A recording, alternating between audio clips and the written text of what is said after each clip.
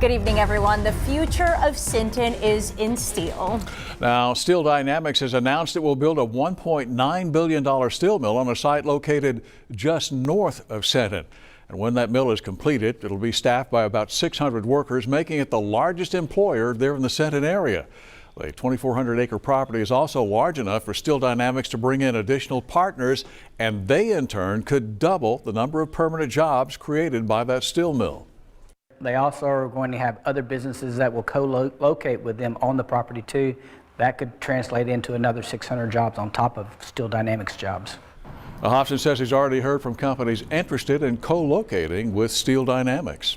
Now, for a town with a population of less than 6,000 people, a big employer is big news. And as you can imagine, the news spread quite quickly, and people that we talked with today were really excited. Our Seth Kovar joins us now. Seth, you felt kind of a buzz in Sinton today, yeah? Absolutely. It was palpable. I talked to a lot of people and everybody had heard the Steel Dynamics announcements.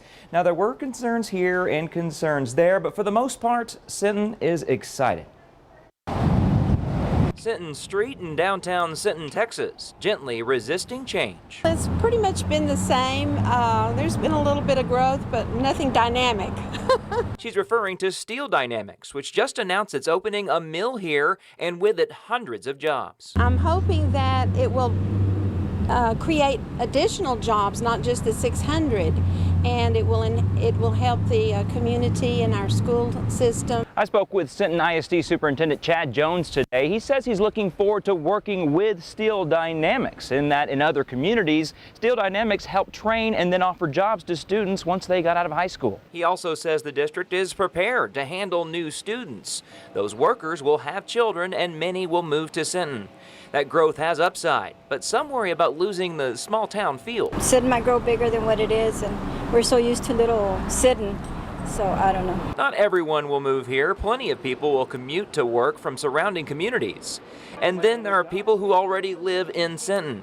Esther Aguirre's husband has to travel for work right now. A job at Steel Dynamics would change that. He's gonna wait and see, find out when they're gonna be taking applications, and he's gonna be the first one in line.